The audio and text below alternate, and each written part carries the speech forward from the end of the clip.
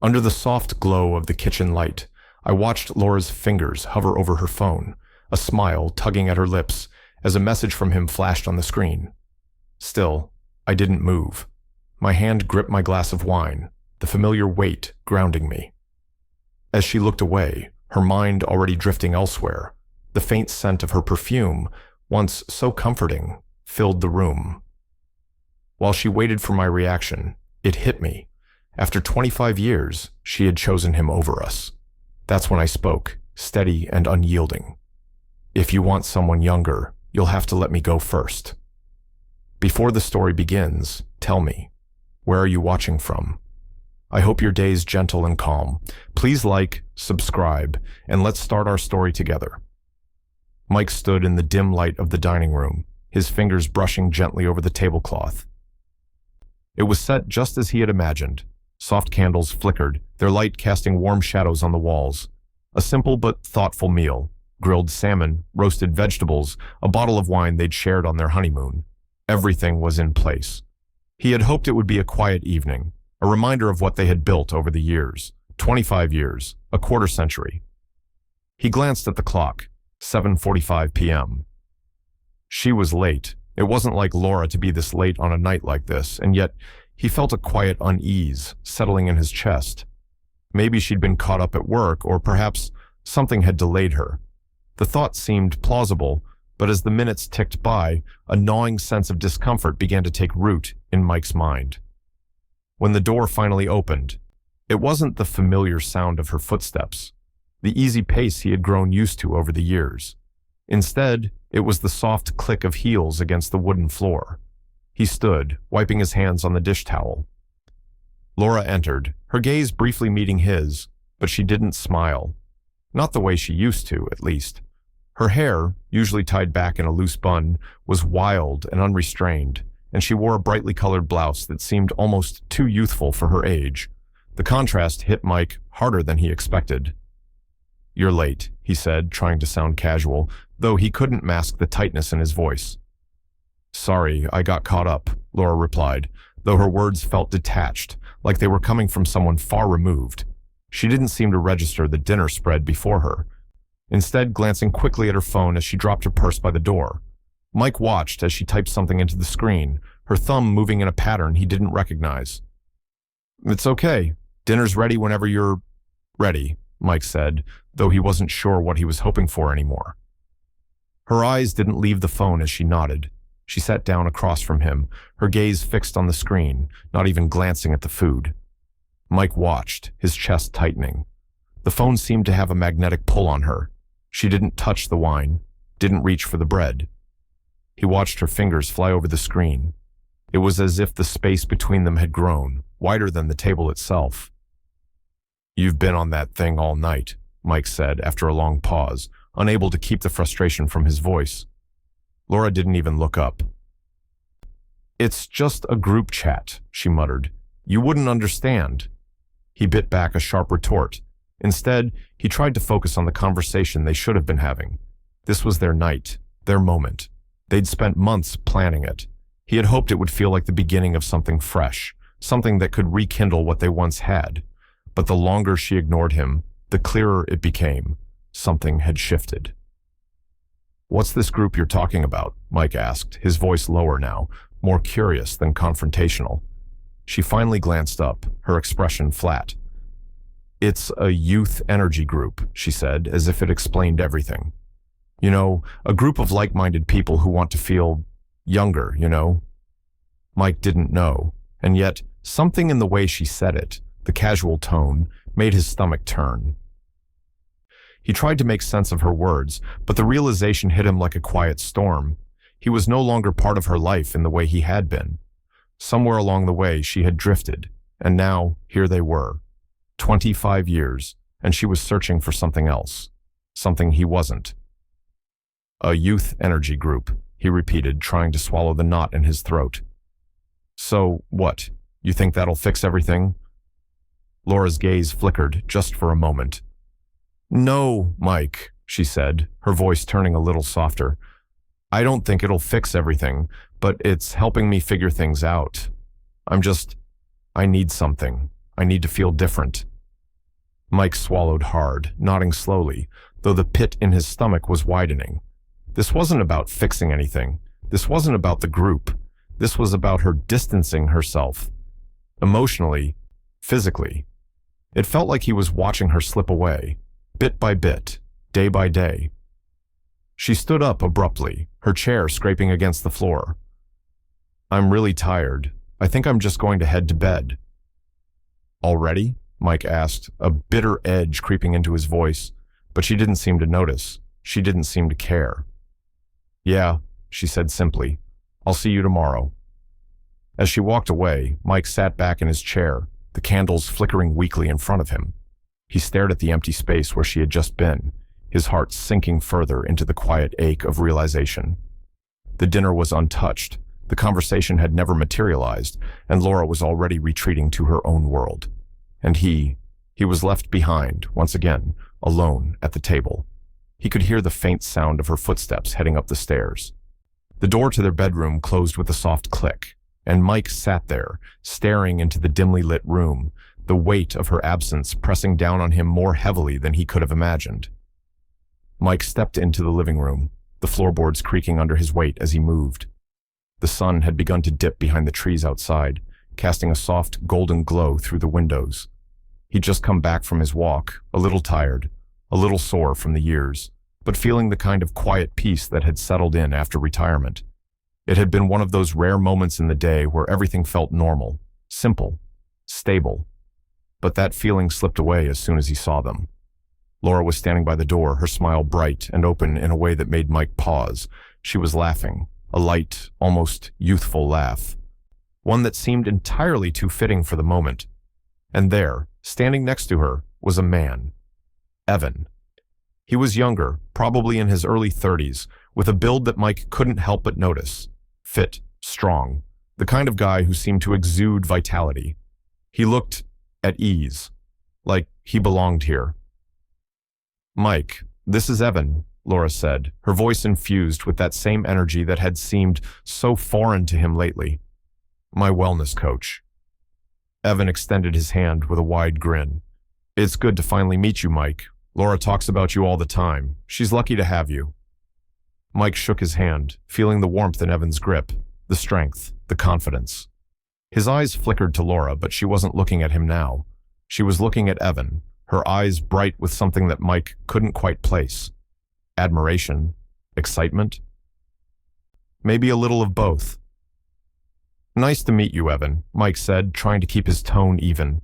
He felt a little off balance. There was a strange undercurrent in the room, a tension he couldn't explain. So, you've been helping Laura with everything, Laura interjected quickly, a little too quickly, like she was eager to fill in the gaps. He's been helping me with energy, fitness, mindset, just bringing me back to life. She laughed again, and Mike felt his stomach tighten. It was like she was speaking about a new chapter, one that didn't include him. Evan nodded, his smile not faltering. Yeah, it's all about pushing past limits. She's got real potential. We've been working on embracing life in a whole new way. You've got to let go of the past, Mike. It's all about living without limits. Don't you think? The words hit Mike with a strange, unsettling force. Living without limits. It sounded too perfect, too rehearsed. Mike was used to pushing through things in his own way. Slow, steady, methodical. He wasn't sure what embracing life without limits even meant, but the words felt hollow, coming from a man who looked like he hadn't lived long enough to understand what it meant to truly settle into life's quieter moments. Laura moved closer to Evan, her arm brushing against his, and Mike felt a sharp, unexpected stab of something. Jealousy? It was hard to name, but it was there, growing like a storm cloud in his chest. He tried to shake it off, but there was something about the way she was looking at Evan, the way she leaned in slightly, as if his presence energized her in ways Mike couldn't even compete with. So, Mike said, trying to keep his voice neutral. What exactly do you do, Evan? How's all this working for Laura? Evan smiled again, a little too much. It's all about energy, Mike. We're unlocking parts of ourselves that we didn't even know existed. Laura's got a lot of potential, but it's not just about fitness. It's about mindset, about breaking free. You've got to release the things that hold you back, the things that limit your potential. Mike noticed Laura's eyes brightened at his words, her body language shifting, moving toward Evan, even though he was standing right next to her. The subtle way she leaned in, the way she seemed to absorb everything Evan said. It was painful to watch, like he wasn't even in the room anymore. He tried to hold on to a sense of calm, to keep his temper in check. But it was difficult when everything about the situation felt off. Laura, who had always been grounded, calm, was now so animated, so different around Evan. And Mike, despite his attempts to keep up, felt himself becoming more and more sidelined. "Sounds like you've really found something that works for you, Laura," Mike said, his voice tight. "I just don't understand why you're doing this. Why now?" Laura's face shifted just slightly. The smile faded for a moment, but she recovered quickly. "I'm just trying to find myself, Mike. I've been feeling stuck. You wouldn't understand." The words landed like a cold slap, and Mike flinched. "You wouldn't understand." The phrase echoed in his mind, louder than anything else. It stung, not just because of what she said, but because it felt so final. Evan glanced between them, then spoke, as if he could sense the tension. "You've got to let go of what holds you back, Mike. The past. It can't define you. It's all about looking forward." Mike stayed quiet, the quiet hum of the evening wrapping around him. He could feel the distance between him and Laura growing, thickening with each passing moment. She was right there, but she wasn't. And as she laughed again, as she turned toward Evan, the weight of his isolation settled in. This wasn't just about health or energy or some self-help group. This was about something else entirely, something that was shifting beneath the surface, and Mike could feel it slipping further and further away from him.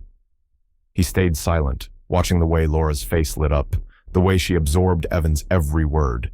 And for the first time in a long while, Mike felt like a stranger in his own life. What had happened to them? And more importantly, where was it going now? The room felt unusually still as Mike set down his coffee mug. He'd been trying to ignore the tension in the air for days now, hoping it would pass, hoping it was just a phase. But as he looked across the kitchen table at Laura, something had shifted in her expression. It was a look he hadn't seen before.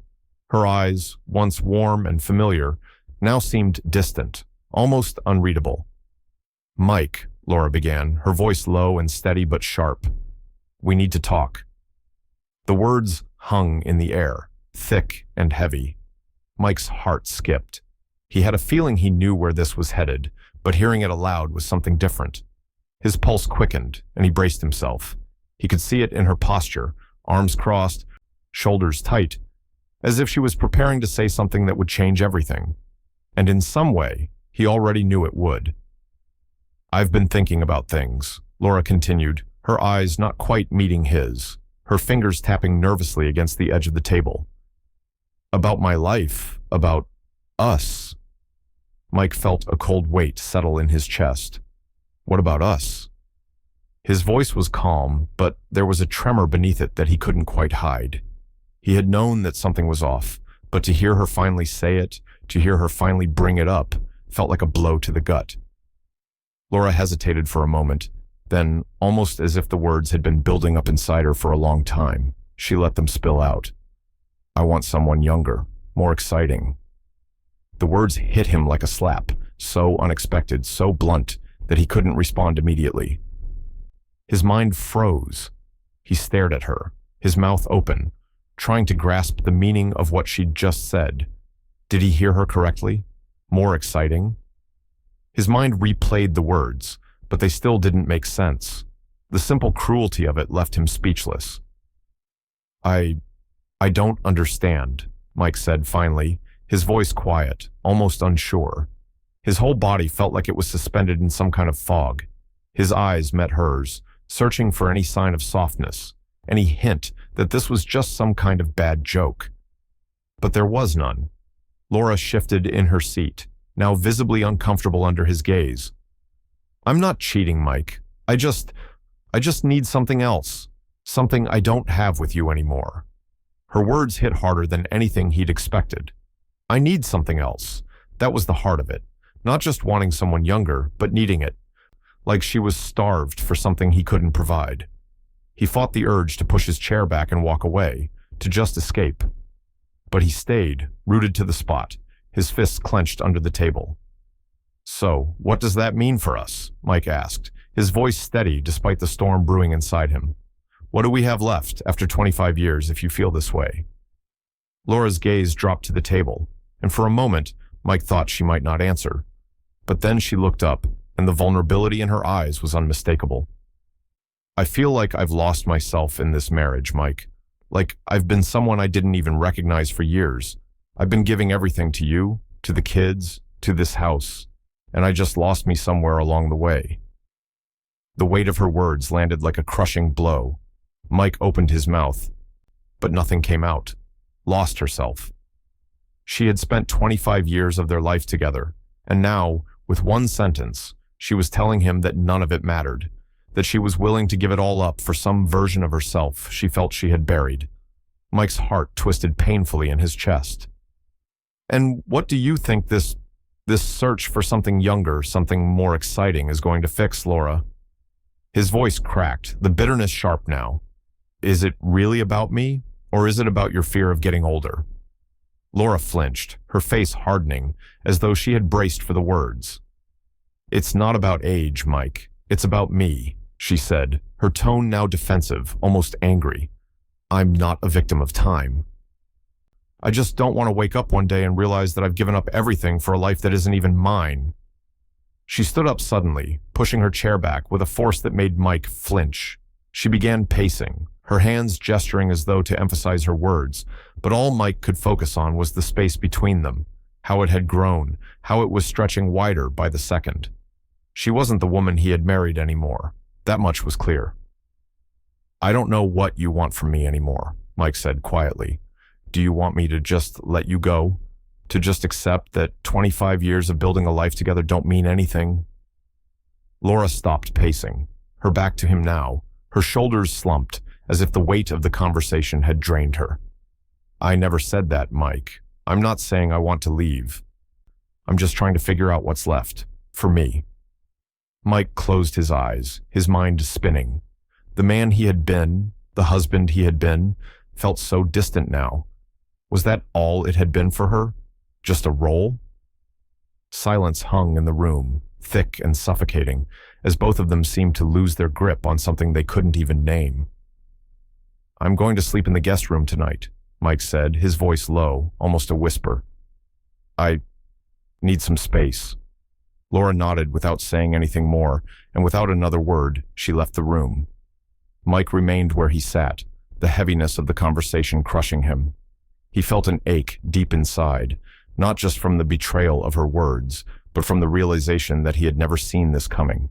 She had been slipping away for so long, and now, in one single moment, it had become undeniable. That night, as Mike lay in the guest room, the emptiness pressed in on him. He couldn't sleep. Every time he closed his eyes, Laura's words echoed in his mind. Someone younger, more exciting. He turned over, staring at the ceiling, the grief sitting like a stone in his chest. But beneath that grief, something else was stirring, a rising clarity, as if, for the first time in years, he was beginning to understand what he had to do. But what? And how? He didn't know yet, and that uncertainty was eating at him. The evening was warm, the kind of late spring night when the air still held the remnants of the day's heat, but was beginning to soften. The grill sizzled in the background, sending plumes of smoke into the air as Mike flipped the burgers, his hands moving automatically. He had spent hours preparing for this barbecue. It was supposed to be a simple family gathering, something that felt familiar and comfortable. A chance to reconnect, to forget, for just a few hours, the tension that had been eating away at their home. But as the door opened and the sound of footsteps on the porch signaled the arrival of Emma and Tyler, Mike felt the shift in the air. It was subtle, but unmistakable. Emma's face was a mask of politeness, and Tyler, though usually easygoing, carried an air of caution, like he was walking on eggshells. They had been distant lately, too. and it wasn't hard to guess why. "Hey, Dad," Tyler greeted, clapping him on the back before heading for the cooler. Emma's hug was more hesitant, as if she didn't quite know how to approach him anymore. They settled down at the picnic table, and for a moment, everything seemed normal. The conversation flowed easily enough, the kind of easy chatter that had always marked their family gatherings. But then, in a voice that seemed so strangely detached from the situation, Laura spoke up. "Well, kids, I have something to tell you." Her voice was calm, almost too calm, as if she had rehearsed the words over and over. Mike looked up from the grill, his hand stilling on the spatula. He knew something was coming. He could feel it, even before she spoke. "Your dad and I may take space," Laura said, her words dropping into the air like a stone into still water, sending ripples across the table. The impact was immediate, like a bomb had gone off in the middle of the backyard. Emma froze, her fork halfway to her mouth. Tyler, who had been reaching for a bottle of beer, stopped, his hand suspended in the air. For a moment, no one spoke.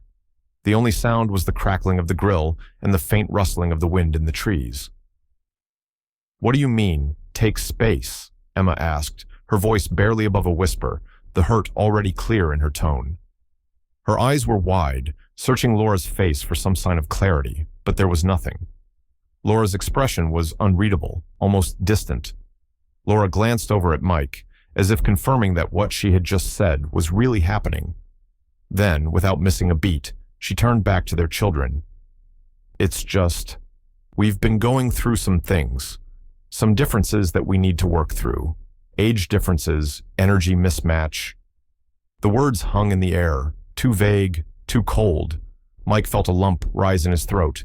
Age differences, energy mismatch. He couldn't believe his ears. This wasn't just a simple disagreement. This wasn't something they could just talk through. Laura was already pulling away, and her words, as much as she tried to soften them, felt like knives.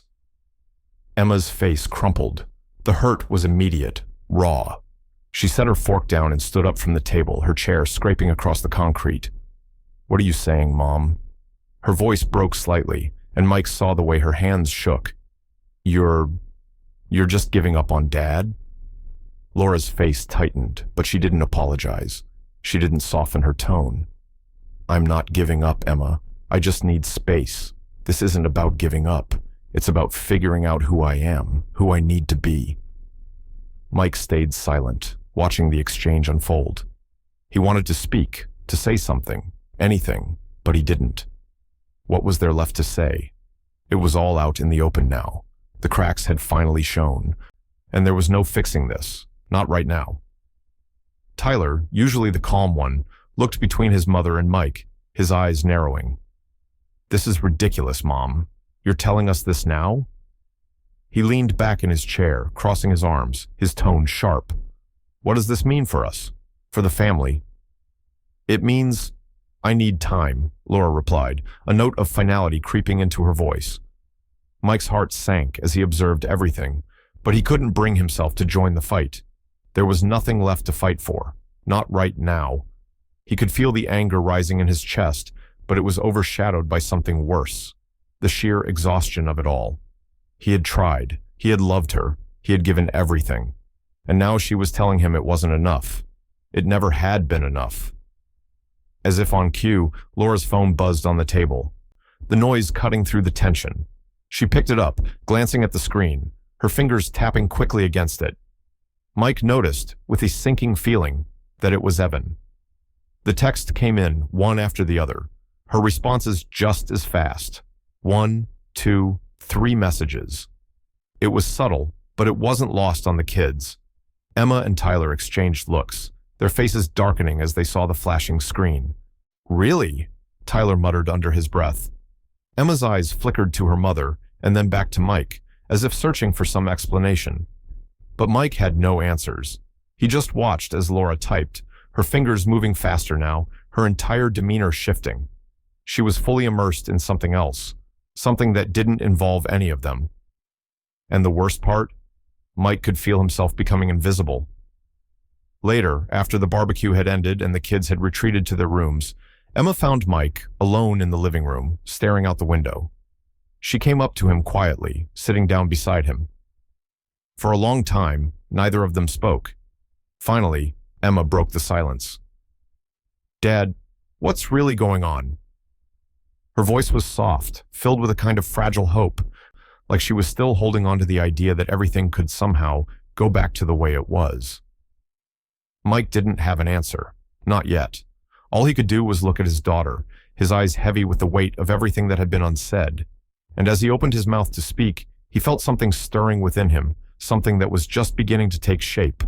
But he wasn't ready to say it. Not yet. Not now.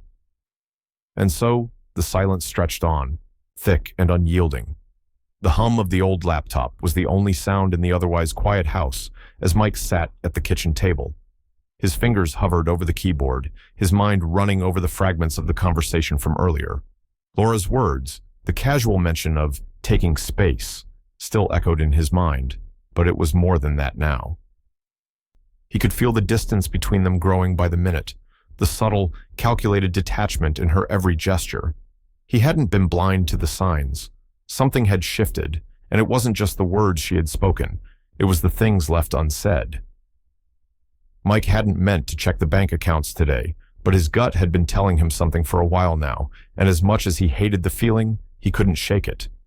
His fingers finally found the password and logged in, the screen lighting up with a list of recent transactions. He scrolled through the statement with a practiced eye, noting the usual utility bills, grocery store charges, the regular flow of their daily life. But then his eyes froze, a charge at a high-end spa, another for a luxury retreat, something he didn't recognize, and then a hefty charge at a designer boutique. Mike leaned forward, his brow furrowing. These were things Laura hadn't discussed with him, expenses for things she hadn't mentioned, things that seemed extravagant, too extravagant for the life they had built together, especially with the financial priorities they'd always maintained. A quick glance at the dates revealed that all of these purchases had been made within the past month. The timing hit him like a cold slap in the face. All of it, the spa visits, the retreats, the expensive clothing, was happening right under his nose. And yet, he hadn't known. His stomach tightened. He wasn't the type to snoop, but he couldn't deny the unsettling feeling growing in his chest, the sense that something, or someone, was slowly pulling his wife away. He opened a new tab and started saving screenshots of each purchase. He didn't know why. Maybe to remind himself that this wasn't just in his head, maybe because he needed proof. Proof that there was more going on than Laura had let on. The quiet click of the front door opening interrupted his thoughts. Mike closed the laptop quickly and slid it aside, standing up just as Laura walked into the kitchen, her presence like an echo of what had been. She was smiling, the kind of smile that seemed forced, but still she smiled. "Hey, babe," she said, her voice bright, too bright. "What's for dinner?" "Just throwing something together," Mike replied, his voice steady, masking the tumult of emotions swirling inside him. He kept his gaze neutral, not wanting to show any hint of the storm brewing within. "Sounds good," she replied, glancing over at the counter before picking up a glass of water. She didn't seem to notice anything amiss. But then again, she had stopped noticing a lot of things lately. Before he could say anything else, the phone on the counter buzzed. Mike glanced at it, noticing the name flashing on the screen. It was Sarah, their neighbor. He was about to ignore it when the text caught his attention. "Hey, Mike, I saw Laura at the winery with Evan's group today. They were laughing and having a great time." The words hit him hard. His breath caught for a second, but he quickly regained his composure. It was as though everything had slowed down, but the message was still so clear. Laura was spending time with Evan, outside of the context she'd mentioned before. There was no mention of Mike, no mention of family, just Laura and Evan. He swallowed the bitter lump that had formed in his throat. He set the phone down on the counter and turned to Laura, who had now moved to the fridge, her back to him. "You and Evan spend a lot of time together these days," he said quietly, his voice controlled but carrying an edge that he couldn't quite mask. Laura didn't turn around immediately. She grabbed a bottle of wine and uncorked it, the sharp sound echoing in the quiet kitchen. "He's been a big help," she said, almost too casually. "You know, helping me figure things out." Mike didn't respond. The words were hanging between them, suspended in the air, but he didn't push her. Not yet. He'd learned long ago that pushing for answers wasn't the way to get them from Laura. She would only pull further away. Instead, he nodded, keeping his voice even. "I know," he said, trying to keep the bitterness out of his tone. "Just wasn't sure it was getting this serious." Laura turned, her face painted with a mask of indifference. "It's not serious, Mike. Don't make it more than it is." His heart raced in his chest, but he kept his face blank. He could feel the weight of the moment bearing down on him, the slow unraveling of everything he had believed about their life together. But he didn't confront her, not yet. Something in him told him to hold back, to let her reveal more, to let the truth come from her without him having to pull it out. He forced a smile, nodding. "Okay, just wanted to know what was going on." As Laura busied herself with the wine, Mike's mind raced, the images of the bank charges and Sarah's message flashing in his mind. It was all coming into focus, and it wasn't what he had imagined. But what could he do now? He couldn't ignore it, but he wasn't ready to confront her just yet. Not without a plan. As the evening wore on, the tension between them hung in the air like a thick fog, and Mike knew that whatever was happening, whatever had been happening for weeks, was far from over. The questions still gnawed at him. The doubt, the betrayal. But he wasn't ready to act. Not yet. Not until he knew more. Until he had more. The evening ended in silence, and Mike quietly wondered how much longer he could keep pretending that nothing was wrong. The air in the living room felt heavy, the usual hum of the house now thick with the weight of unsaid words. Mike sat in his chair, his eyes on the newspaper, though the words blurred as his mind drifted. He couldn't shake the sense that something more was happening behind the walls of their house. Laura had been distant lately, more than usual, and it gnawed at him. Every conversation seemed to end in evasive answers. Every gesture, every glance, felt like a silent goodbye. It was then that Laura walked into the room, a casual smile on her face, her eyes bright, as if she hadn't noticed the storm brewing in Mike's chest. She stood in the doorway for a moment, as if waiting for the right time to drop her bombshell. "I'm going on a retreat next week," she said, her voice light, almost nonchalant. Mike looked up, the calmness in her tone striking him like a thunderclap in the silence. "A retreat?" he asked, his voice barely above a whisper, as though he had to hear it again to believe it. "A retreat for what, exactly?" "A self-discovery retreat," she said, as though the words should explain everything. "Just a few days for myself. 4 days. You know, to clear my head. Find some balance." The words stung more than Mike expected. It wasn't that he objected to her taking time for herself. He understood that. But there was a growing unease in him, something deeper than the idea of a simple getaway. She had been distant for weeks, and now this, another escape? From what? "Self-discovery?" he repeated, trying to keep his tone even. "Sounds like a big commitment." Laura shrugged, her shoulders relaxing as if this was no big deal. "It's important, Mike. I just need some space. To think. To get away from everything here for a while." Mike's pulse quickened, but he kept his face calm, hiding the frustration beneath. "I can drive you there if you want. I've got some time." He wasn't sure why he offered, but something in him urged him to show support, to try to reach her, even if he wasn't sure how much was left to save. "No, I'll be fine," Laura replied quickly, almost too quickly. She didn't even look at him as she spoke, her attention already on something else, the phone in her hand, or the thoughts already swirling in her mind. "I'll just drive myself."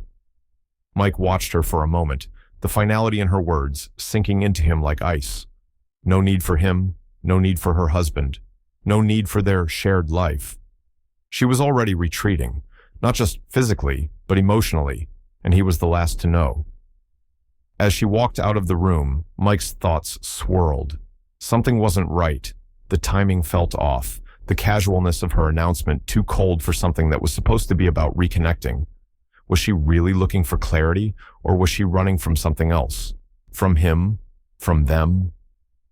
His mind raced, but he tried to hold on to the calm he was clinging to. Later that evening, after Laura had left for a meeting or a walk, or whatever excuse she'd given this time, Emma found Mike sitting alone in the kitchen. The unease that had been festering in his chest finally spilled over as he looked up at his daughter, who was standing in the doorway, her expression unreadable. "Dad, Mom's hiding something," Emma said, her voice low but firm, the words coming out almost like a confession. It wasn't a question. It wasn't an accusation. It was a statement of fact. And Mike felt the weight of it in his bones. He set the glass of water down and met Emma's gaze, his face still, his mind processing her words. "What makes you say that?" Emma didn't hesitate. "I don't know, Dad, but she's different. I've seen the way she talks about Evan, the way she gets all excited. And this retreat, it doesn't feel right. She's shutting us out." Mike's heart sank. The confirmation he had feared was here, but he refused to let his anger take control. Not yet. There was too much he needed to understand first. "You're probably right," he said quietly, his voice betraying none of the fury that was rising inside him. "But we're not going to make assumptions. We're going to watch. We'll wait until she tells us what's really going on." Emma nodded, though there was doubt in her eyes. "Just don't let her fool you, okay?" Mike watched her leave, her words hanging in the air long after she'd gone. He had never been the type to jump to conclusions, but something had shifted inside him. The thought of what was happening between Laura and Evan, the secrecy, the growing distance. It was becoming too much to ignore. The next morning, before Laura could leave, Mike took a different step. He didn't confront her, not yet, but he knew he needed advice, someone who could see things more clearly without the emotional weight clouding their judgment. So he quietly made an appointment with Grace Collier, the attorney he'd known for years, someone who specialized in marital asset cases. It wasn't something he had ever anticipated doing, but as the layers of his life with Laura unraveled, it felt like a necessary step. Grace's office was quiet, almost too quiet, as Mike sat across from her, trying not to show how much his hands were shaking. "I don't know what's going on with my wife," he began, his voice low, "but things aren't right, and I need to make sure I'm prepared, in case things go south." Grace looked at him, her eyes sharp, taking in his words without judgment. "You're wise to plan ahead, Mike," she said, her voice calm, professional. "I recommend starting with asset protections. Get everything in order, now. It's not about acting out of anger, but about protecting yourself and your children." Mike nodded, his thoughts racing. This wasn't a conversation he had ever imagined having, but now it was necessary. His life with Laura was crumbling, and he needed to know what his options were. As he left Grace's office, he couldn't shake the feeling that the hardest part was still ahead. He began organizing the documents that night, quietly and methodically. He wasn't ready to confront Laura yet, not until he had more answers. But as he filed away the papers, he couldn't ignore the growing certainty in his chest. Something was coming, and when it did, Mike needed to be ready. It was a quiet Saturday morning when Tyler walked into the living room, his phone in hand, a look of confusion on his face. Mike had just finished his coffee, staring out the window at the slow-moving clouds, when his son's voice broke through the calm. "Dad, you might want to see this." Tyler's tone was clipped, like he wasn't sure how to say what he was about to. He handed Mike the phone, and Mike took it, a sinking feeling already twisting in his stomach. The screen lit up with a photo, Laura's face smiling brightly, surrounded by a group of people. The first thing Mike noticed was how young she looked. Too young, a kind of youthful glow that he hadn't seen in years. She looked like the woman he had married, not the woman who had been growing more distant with each passing day. She looked like she had found something or someone that had made her feel alive again. But then he saw Evan. Evan's arm was wrapped casually around her shoulders, his face pressed against hers in a way that felt too familiar.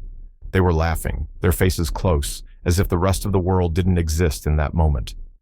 Mike's heart skipped a beat, not from anger, but from something else, something deeper, a quiet, hollow ache that he couldn't quite place. His eyes lingered on the photo longer than he wanted to, studying every detail, the way Evan's hand rested on her, the way Laura's smile seemed a little too wide, a little too carefree. The photos, there were more. each one more carefully edited than the last. Laura's skin looked smoother, brighter. The kind of picture-perfect image you'd expect from someone trying to prove something, trying to present a version of themselves that didn't align with the reality of their life. Mike felt his throat tighten as he scrolled through the images. There was a caption too, just below the last photo in bold letters, "Time to reclaim me." Mike set the phone down on the coffee table, staring at it as the words echoed in his mind. Reclaim me. She hadn't just posted a picture, she'd posted a message to herself, to him, to the world. It was as if everything that had been left unsaid between them was suddenly spilled out in a single caption. He wasn't even sure if she understood what she was saying, but he did, and it stung. "She's not even trying to hide it anymore, huh?" Tyler said from behind him, his voice low. Eyes still locked on the phone. Mike didn't answer immediately. He didn't need to. Tyler's words hung in the air, sharp and painful, the truth of them cutting through the tension. The silence between father and son deepened as they both processed the images. Tyler let out a frustrated sigh, his eyes hardening. This is ridiculous, Dad. She's out there with him, flaunting it like it's no big deal." Mike didn't look up at his son, keeping his gaze on the photos instead. He wasn't angry, not yet. His heart was heavy, yes, but anger. Anger felt like it would give her too much power. He didn't want to feel that yet. "Mike, I can't believe this." Emma's voice suddenly broke through the tension. She had come into the room, her face flushed with anger. She had seen the photos too, and her fury was palpable. "She's out there with him, and you're just letting her do whatever she wants?" Mike slowly looked up at her, his expression calm, though the weight of the situation pressed down on him. "Emma," he said softly, his voice steady despite the turmoil inside. "We're not going to rush into anything. Give her some space." Emma shook her head, the frustration obvious on her face. "Space? Space? She's with him, Dad. She's out there, making it all look like some kind of big adventure. I don't care how much space she needs. She's doing this to hurt you." Mike felt a wave of sadness pass over him, but he didn't let the emotions spill out. Not yet. "I know, but we're not going to confront her like this. Not now." He reached for the phone again, his fingers hovering over the screen as he examined the images one more time. There was no sign of regret on Laura's face. Only a strange sense of freedom, a freedom that seemed to come from someone else's arms, someone else's attention. Emma crossed her arms over her chest, her voice sharp. "So, what are we supposed to do? Just pretend everything's fine?" Mike placed the phone down, finally meeting her eyes. "We let her make her move. We don't react. Not yet." "Dad, that's just letting her get away with it," Emma shot back. "She's already gone. Why aren't you angry?" "I am angry," Mike said quietly. "But I'm not going to let anger drive this. Not yet. I'll give her some rope, Emma, and we'll see if she hangs herself with it." The words were harder to say than he had imagined. His heart pounded in his chest as the finality of what he had just said sank in. He wasn't sure if it was the right move, but something deep inside him told him to hold back, to wait. There was a bigger picture here, something he couldn't rush. But how long could he wait? How long before everything he had known about their marriage was completely unraveled? As he stared at the photos again, a cold feeling settled deep inside him. Laura had made her choice, and now, so would he. But the question was, how far would he let her go before the truth came crashing down? The ping of the phone felt like a jolt through Mike's body, pulling him out of his thoughts. He glanced at the screen, his brow furrowing as he read the notification. Large transfer attempt, $15,000 from joint account to external account. Mike's heart skipped a beat. The amount wasn't just significant, it was unexpected. He hadn't been tracking every transaction, but he kept an eye on their finances. Nothing had indicated that this kind of transfer was coming. The suddenness of it made his stomach tighten. He opened the banking app, double-checking the details. It wasn't a mistake. The transaction was real. The thought that Laura had made such a move without consulting him, without a word, burned in his chest. The old, familiar ache of betrayal flared up again, but this time, it was different. This wasn't just about emotional distance. This was about trust, about control. Mike exhaled, pushing his phone away from him for a moment. He knew he needed advice, so he picked up the phone again, this time dialing the number he had hoped he wouldn't need to call. "Grace Collier," came the steady voice on the other end. "Grace, it's Mike," he said, keeping his voice calm. "I need to talk to you about something financial." A long pause.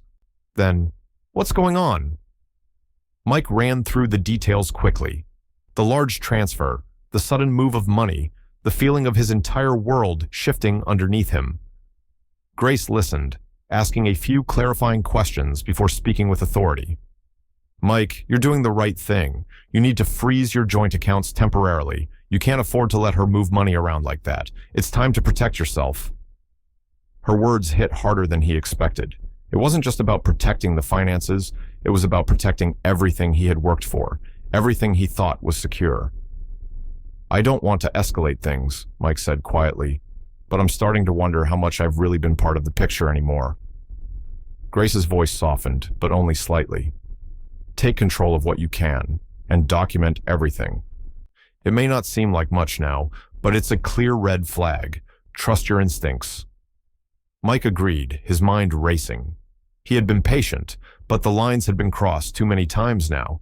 He needed a strategy, not just a reaction. The next few hours felt like a blur of decisions. He followed Grace's advice, placing a temporary freeze on their joint accounts, making sure he had access to everything.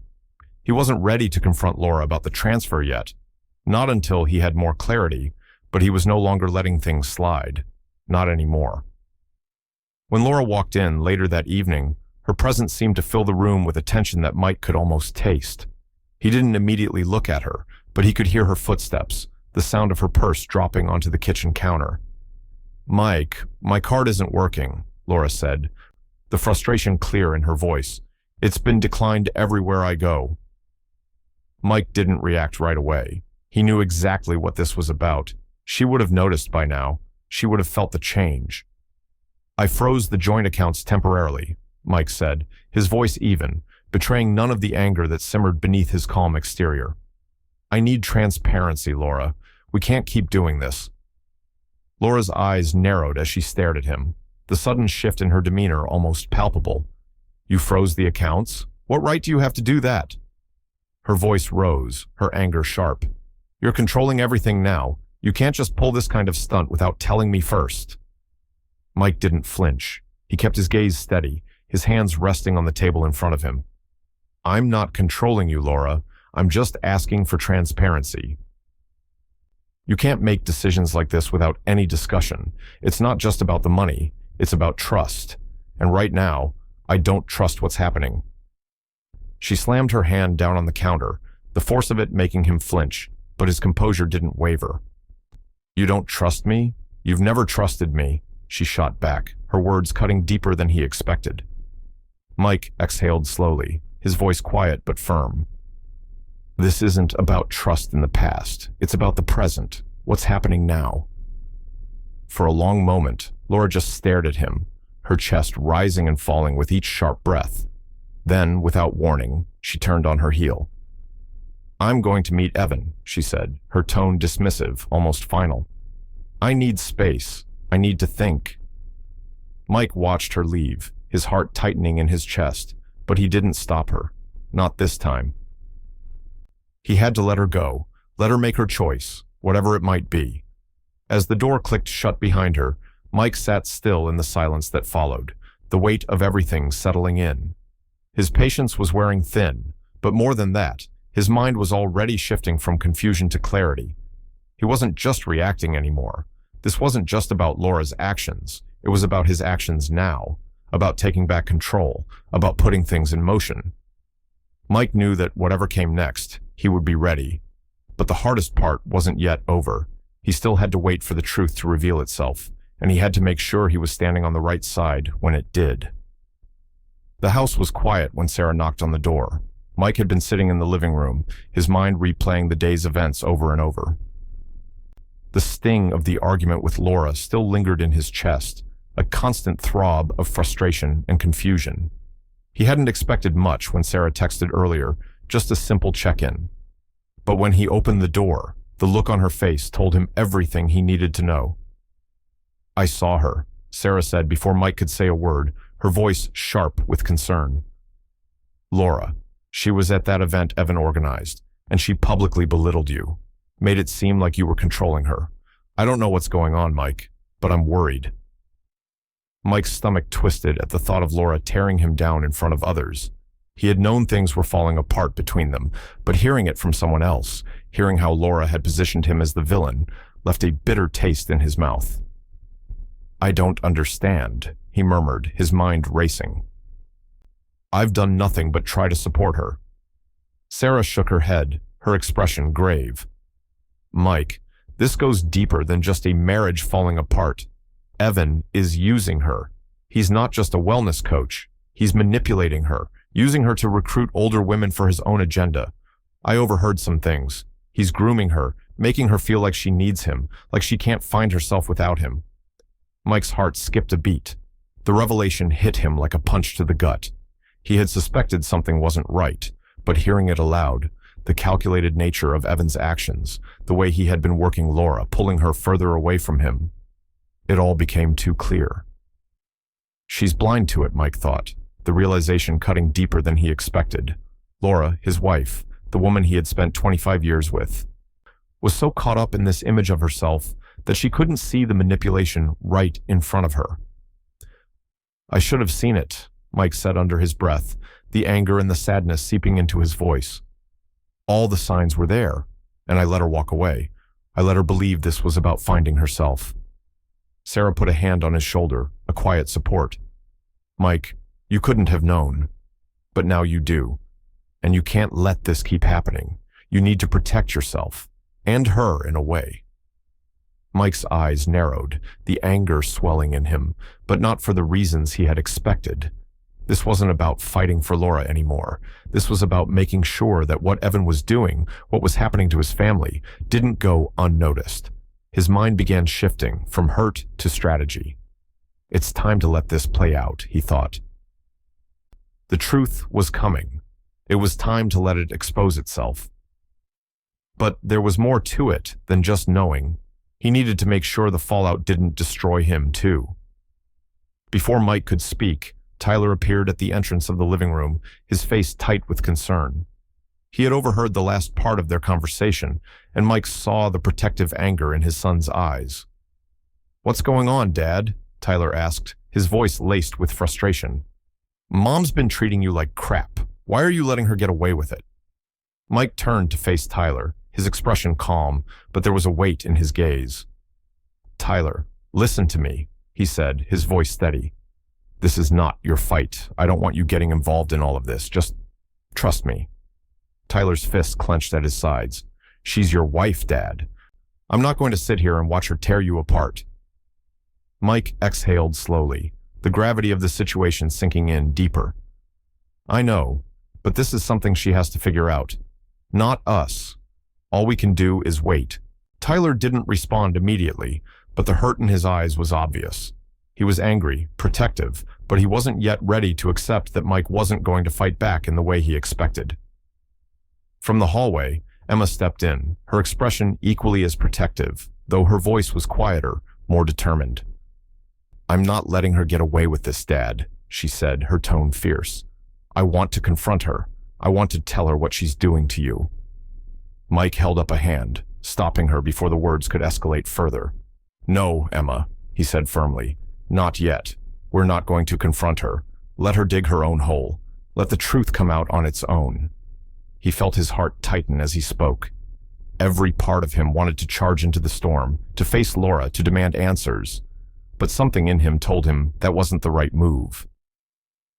He had been reacting for so long, trying to fix what was broken. But now, it was time to let go. Let her make her own choices. Mike looked at both of his kids, his voice steady but laced with a sadness that he couldn't hide. "We're not going to force her to see the truth. We'll wait, and when it all comes out, we'll be ready." Later, Alone in the quiet of the house, Mike sat at his desk, the weight of the day settling over him like a storm cloud. His hands hovered over a stack of papers, documents he had been organizing in preparation. He didn't know when the truth would come crashing down, but he was ready for it. He would make sure of that. The silence in the house felt louder than ever before. The pieces were all falling into place. But one question still lingered. How much longer would he be able to keep pretending that everything was okay? And how much longer could Laura ignore the truth? The office was quiet, the soft hum of the air conditioning filling the space as Mike sat across from Grace Collier. The tall floor-to-ceiling windows of her office looked out over the city, the skyline bathed in the muted light of late afternoon. Mike's hands were folded in front of him, his gaze steady, but there was a storm raging inside. The decision he was about to make was one he never thought he'd have to face. Yet, here he was. Grace leaned back in her chair, her expression calm and professional, but Mike could see the weight of the situation in the slight tightness around her eyes. She'd known him long enough to understand that this wasn't a light decision, that he wasn't taking this lightly. But Mike had reached a point where there was no going back. He swallowed before speaking, his voice low but firm. "I want to revise my will," he said, his words hanging heavily between them. "I want the kids to get everything, Laura's share. I want it to be conditional. I need to make sure she doesn't have access to everything unless she proves she's actually committed to this marriage." Grace nodded slowly, her fingers tapping lightly on the desk, assessing the gravity of his request. "You're protecting yourself," she said quietly. "It's a wise decision, Mike. This way, you're not left vulnerable if things go further south. It's clear you're already on different paths. You need to safeguard your future and that of your children." Mike exhaled sharply, the relief of finally saying the words washing over him, though it didn't erase the gnawing feeling of betrayal he couldn't shake. He had always believed that trust was the foundation of his marriage with Laura, but now that foundation was crumbling. He wasn't just protecting his finances, he was protecting his family, his children, from the wreckage Laura was slowly leaving in her wake. "What about the house?" Mike asked, his voice thick with the weight of the question. "I want to change the ownership structure too. I need it to be clear that it's mine, not hers. That's not something I want to leave open for interpretation." Grace's expression softened with understanding, and she nodded. "We can make the necessary changes. You'll be the sole owner, and if Laura wants a claim, she'll have to prove herself. If she's truly intent on staying married, she'll have to earn it." Mike's hands tensed on the table. The thought of revising everything, of erasing years of shared ownership, of taking the step toward an unknown future, felt like a gut punch. But it was necessary. He needed to ensure that, if Laura ever did decide to take that step back into their life, she would have to do so on his terms. Her terms hadn't been about him or their family for a long time, and he wasn't going to be left exposed, vulnerable to whatever might come next. He signed the documents with steady hands, his signature sharp and deliberate on the paper, as if each stroke was a confirmation of his resolve. Grace watched him, her expression unchanged, but there was a quiet respect in her gaze. She understood that Mike wasn't just protecting his assets, he was protecting what remained of his dignity, of his life as he knew it. When the papers were all signed, Grace leaned forward, folding her hands. "Mike, I know this isn't easy, but I also know you're doing the right thing for yourself and your children. The timing is crucial. You need to wait for Laura to reveal her true motives. Let her make the next move. Then you'll have everything you need to move forward." Mike nodded, the weight of her words sinking in. He knew she was right. He had spent too long reacting to Laura's choices, too long trying to repair something that was already broken. Now, the power was in his hands, and he wasn't going to let her control the narrative anymore. "I'll wait," Mike said quietly, his voice low but resolute. "But when the time comes, I won't hesitate." Grace smiled faintly, her gaze steady. "Patience, and when you're ready, you'll make your move." Mike stood, feeling the cool weight of the signed documents in his hand. He wasn't sure what the future held, but one thing was clear. It was no longer in Laura's hands. She had made her choices, and now he would let her live with the consequences. As Mike left the office, The weight of what he'd just done settled heavily in his chest, but there was something else too, a quiet certainty. He was no longer adrift, no longer at the mercy of a marriage that had lost its way. But as he stepped into the cool evening air, he couldn't shake the feeling that this was only the beginning. Laura hadn't made her final move yet, and when she did, it was going to change everything. The question was, how far would she go? And how far was he willing to let her take it? The front door creaked as it opened, and Mike looked up from his chair. It was late in the evening, the fading light from the setting sun casting long shadows through the living room. Laura stepped inside, her face glowing, a slight smile on her lips. But there was something about her demeanor that immediately caught Mike off guard. The energy she radiated wasn't familiar. She seemed almost untouchable now, like she had crossed into a world where he no longer belonged. She had been gone for 4 days, on that self-discovery retreat she had insisted she needed. During those days, Mike had kept to his routine, quiet, reflective, trying to navigate the space between grief and resolve. But something about her return felt different. She wasn't the woman who had left, weighed down by uncertainty. No, this version of Laura was brimming with something else, a kind of detached certainty, a sense of having found answers that Mike wasn't sure she even understood yet. "Mike," she said, her voice almost too bright, as if trying to convince herself of something. "I've been thinking a lot." She paused, waiting for him to respond, but Mike just nodded, saying nothing. He watched as she moved through the house, the faintest hint of hesitation in her steps. Her suitcase was sitting at the door, but it seemed like she wasn't quite sure where to place it.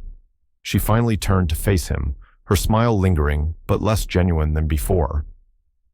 "I'm rebuilding my life from scratch, Mike," she said, her words flowing easily, almost rehearsed. "I need to start fresh. This whole marriage, everything, it's been a lie. I need space. I need to be free." Mike felt a chill at the words. The coldness with which she said them didn't surprise him, but the finality in her tone did. It wasn't just about her needing time to think. It wasn't about a temporary separation. This felt like something deeper, more permanent, and as she stood there, eyes bright and unblinking, Mike could feel the gravity of it all sinking in. She hesitated for a moment, as if testing the waters before continuing. "Mike, will you release me from my obligations? From everything? I can't keep living like this. I need to let go." Her words were like a slap. Release me. It felt like an accusation, a final dismissal. Mike could almost hear the layers of resentment and escape hidden behind her calm exterior. She wanted out, not just from their marriage, but from everything that tied her to him. Mike's throat tightened, but he didn't let his emotions show. He had prepared himself for this moment, though hearing it out loud made his chest feel hollow. "Let's talk tomorrow," he said, his voice steady, quiet. "I need time to process." Laura blinked, her eyes narrowing slightly, as though she expected more of a reaction. What's he going to say, she must have wondered. But Mike simply stood up, walking toward the kitchen. He couldn't give her the confrontation she was expecting. He wasn't going to beg. He wasn't going to fight her for answers. Not today. He'd been through too much already to be drawn into the whirlwind of her emotions again. Laura didn't speak immediately, her face betraying a flicker of confusion before she stepped toward the staircase. "I guess we'll talk later then," she said, her voice quieter, almost unsure now. Mike didn't look back as she disappeared into their bedroom. His heart was heavy, but his resolve was steady. He knew the conversation was far from over. He needed time, and so did she. Time to let everything unravel, let the truth surface on its own. That night, as Mike sat in the living room, his mind still trying to wrap itself around everything that had happened, his phone buzzed. He glanced at it, noticing the message preview. It was from Laura. "I'll be there in 10. Let's talk soon." He frowned. He hadn't spoken to her since dinner, and the cryptic message made him uneasy. As he was about to pick up the phone, a noise in the hallway interrupted his thoughts. Tyler, his youngest son, came into the room, his expression uneasy. "Dad, what's going on with Mom?" Tyler asked, his voice sharp. He had obviously seen the message that popped up on Mike's phone, the one that wasn't meant to be seen. Mike took a deep breath. trying to remain composed. "What do you mean?" he asked, though he already knew. Tyler's eyes were angry, protective. "I saw her text. She's still in contact with Evan, isn't she? This whole thing with her finding herself, it's a lie, isn't it?" His voice cracked, the frustration bubbling over. "She's using you, Dad. She's not even trying to hide it anymore." Mike's heart sank at the sight of his son's pain. Tyler had been quiet about everything until now, and Mike could see the protective instincts kicking in. But Mike remained calm, his gaze firm but kind. "I don't want you getting involved in this, Tyler. It's complicated. Just give it time. We're not going to confront her, not yet." Tyler's jaw clenched. "How long are you going to let her walk all over you?" he demanded. "She's ruining everything, Dad." Mike stood and walked over to his son, his voice low but steady. "I'm not letting her walk all over me. I'm letting her reveal who she really is. Let her make her move." Tyler stared at him for a long moment, frustration and confusion swirling in his eyes. "And what if she never does?" Mike looked at his son, the weight of his words sinking in. "Then we'll deal with it, together." But as he said it, Mike couldn't help but feel the growing uncertainty that had been gnawing at him. Laura had made her choice. But what choice would he make when the truth came crashing down? Would it be too late? The quiet hum of the house felt louder than ever as Mike stood in the kitchen, carefully laying the printed financial statements on the table. He had spent hours gathering everything: the bank statements, the credit card bills, the charges he had noticed over the past few weeks. It wasn't just the large spa visits or retreats anymore. It was the little things, too. The missed payments, the overdraft fees, the small yet constant drain on their accounts that didn't match up with anything she had told him. He couldn't ignore it any longer. He took a deep breath, looking at the stack of papers before him. This isn't about the money, he reminded himself, but the financial aspect of it felt too stark, too tangible to ignore. It was a reflection of something deeper, a symptom of a growing divide that had started long before the retreat. It was the last piece of the puzzle he had been trying to put together. Mike glanced at the clock. He had no idea when Laura would be home, but he knew that it was time to have this conversation. It wasn't going to be easy, but it was necessary. He wasn't going to let this continue, not without facing the truth. The front door opened, and Mike heard Laura's footsteps in the hallway. She was back from her yoga class or whatever she'd been doing. It didn't matter. What mattered was that she was here, and this time, there were no more games. "Mike?" Laura's voice called from the hallway, a note of surprise in it. "What's this?" She stepped into the kitchen, eyes landing on the stack of papers, and her expression shifted immediately, like a wall coming up. She had seen them. Mike didn't answer right away. He watched her as she scanned the documents on the table, her eyes flicking back to him, then to the papers again. "I've been tracking our finances," he said quietly, his voice calm but unwavering. "I think it's time we talk about this, about what's been going on." Laura's face hardened, the defensive mask slipping into place. "It's nothing," she said quickly, her tone suddenly sharp. "You don't need to track every little thing. It's just self-investment." She waved her hand dismissively, but Mike could see the tension in her shoulders. Her attempt at brushing it off wasn't fooling him. "Self-investment?" Mike echoed, his gaze steady. He didn't raise his voice, but the quiet weight of his words landed with a force that made her pause. "Self-investment doesn't explain the unpaid bills, or the late fees, or the fact that we're getting closer to the red every month. Laura, we need to talk about this." She crossed her arms, her posture defensive, as if she was trying to shield herself from what he was saying. Her lips pressed into a thin line as she looked away. "I'm doing what's best for me, Mike," she said, her voice tight with frustration. "I'm taking care of myself. I need to feel good about who I am. I can't just sit here and let myself fade into this, into nothing. I'm not going to apologize for investing in my own happiness." Mike's chest tightened, the sadness in his heart now mixing with something else, something darker, more painful. "Laura, you've been ignoring the real costs," he said softly, his voice heavy with the weight of years spent trying to make it work. "This isn't about you finding yourself anymore. You've been chasing something, but it's not yourself you're looking for." Her eyes flickered with something. Hurt, anger, maybe a mix of both. "What the hell are you talking about?" she spat, her voice rising. She stepped forward, leaning over the table to get closer to him. "I'm not the problem here, Mike. You're the one who doesn't understand what I'm going through. You're the one who's been stuck in the past. You're the one who needs to change." Mike's gaze softened, but he didn't back down. "I've changed. I've been here. But you're not here anymore. You've been lost, Laura, and I'm trying to understand it, but I need you to face it." She opened her mouth to argue, but then her voice faltered. For a moment, she seemed to deflate, the defensive edge melting away into something raw. Her eyes dropped to the papers in front of her, and Mike could see the insecurity creeping in. She swallowed hard, the mask cracking. "You don't understand," she whispered almost to herself. "Evan says, he says I deserve more than this, more than just this life." The words fell out in a rush, a mixture of shame and defiance. But there it was, the thing Mike had been missing, the reason behind the spending, behind the retreat, behind everything. She wasn't looking for herself. She was looking for validation, from Evan, from anyone but him.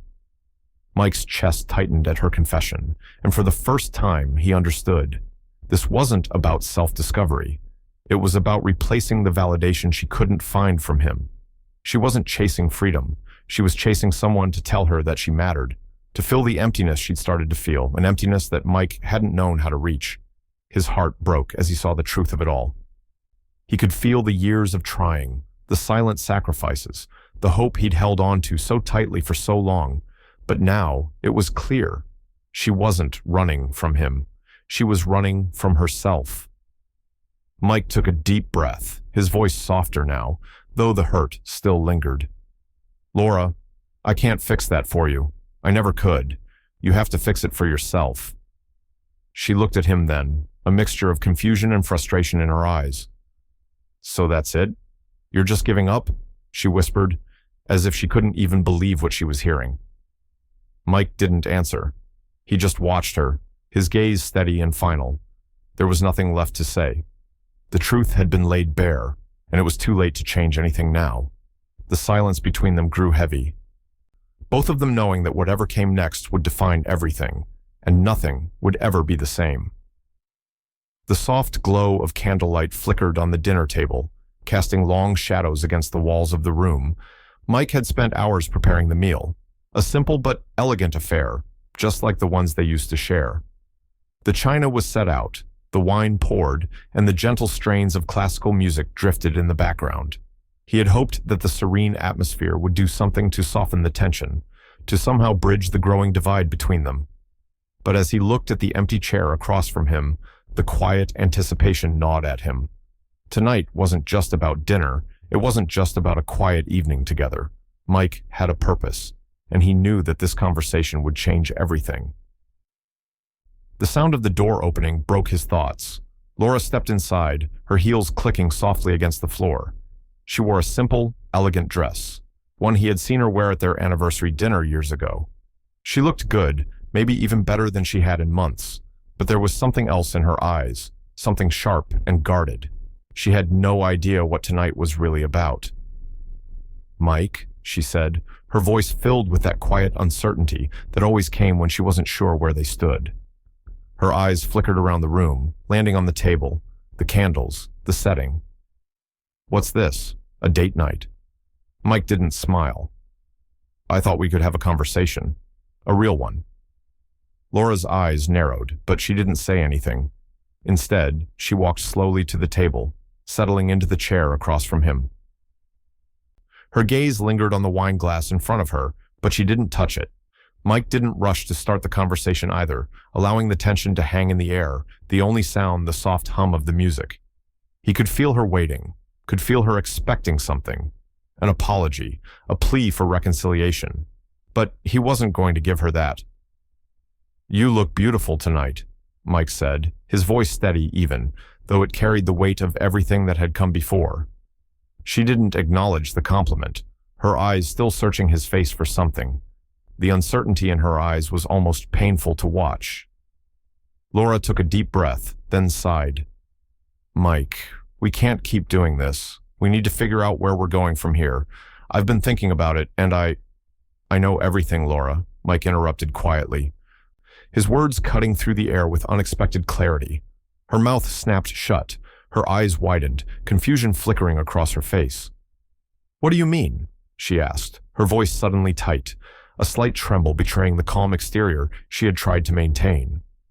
I know about the spa visits, the retreats, the money, the way you've been spending without telling me. Mike paused, letting his words sink in. He could see the shift in her posture, the way she stiffened, but he didn't let it affect him. He wasn't angry. He wasn't furious. He was simply stating the truth.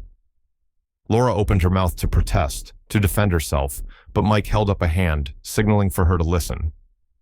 I'm not angry, Laura. I'm not upset. I'm just aware, and I want to talk about it. For real, no more games. The words hung in the air, suspended between them, and for the first time in a long time, Laura didn't immediately respond. Her lips pressed into a thin line as she processed what Mike had said. She had expected him to beg, to ask for forgiveness, but he was calm. Too calm. Mike took a deep breath, and when he spoke again, his voice was steady, but there was an edge of finality to it. This isn't just about the money, Laura. It's about everything. About where we stand. About how far we've drifted. He paused, his eyes meeting hers. You've been chasing something. A version of yourself, maybe. Or someone else's approval. And I get that. But the truth is, I can't keep doing this. I can't keep trying to fix something that you're not willing to fix. Laura shifted in her seat, her fingers nervously tracing the edge of her wine glass. Her voice came out in a soft, almost broken whisper. Mike, I'm sorry. I never meant to hurt you. I thought I needed to find myself again, to feel like I was more than just your wife. I didn't know how far I'd gone. I didn't know how it would affect us. Mike's gaze softened, but his resolve didn't waver. I understand, but this isn't about finding yourself. You've been looking for validation, Laura, and I can't give that to you. I never could. He paused again, letting his words sink in. I can't be the one you use to fill that emptiness. You're free to choose your path. You always were, but so am I. And I won't be here if you're not willing to choose this. Choose us, fully. The room was heavy with silence after that, the weight of what Mike had said settling like a stone in their midst. Laura sat still, her face unreadable for a moment. Then she blinked, her expression slowly cracking, a flicker of something raw crossing her face. She didn't beg, she didn't fight, but Mike could see it now, the confusion, the loss, the fear. She opened her mouth, then closed it, her voice hoarse when she spoke. So, what now? Mike took a deep breath. We figure it out, on our own. But I won't pretend like this is still the same marriage we had, not until we both know what we want. Laura's eyes filled with something unsaid, something unspoken, but she didn't say it. Instead, she reached for her glass, taking a sip as if buying time. The tension was thick, and as she glanced back at him, there was something almost final in the way she looked at him. But the moment was far from over. Mike wasn't sure what was going to happen next, but one thing was certain. Their world had shifted irrevocably, and the hardest part, for both of them, was just beginning. Laura walked into the brightly lit room with a forced smile, her heart beating just a little faster than usual. The wellness group was buzzing with energy, the air alive with laughter and conversation. The clink of water bottles, the soft hum of casual chatter. It was a place she had come to feel somewhat comfortable in. Or so she thought. She scanned the crowd, her eyes landing on Evan, who stood in the center, surrounded by a group of younger faces. His grin was wide, his laughter easy as he animatedly spoke, charming everyone around him with ease. Laura's smile faltered slightly, but she quickly regained her composure. She wasn't here to make a scene. She was here to feel better, to embrace what she had come to believe was her new, empowered self. She moved toward him, trying to catch his eye. He finally glanced over at her, a fleeting recognition flashing across his face, but only for a second before his attention was pulled back to the group. He didn't come toward her, didn't make any effort to draw her into the conversation. Instead, he laughed with a younger woman beside him, his hand casually resting on her shoulder.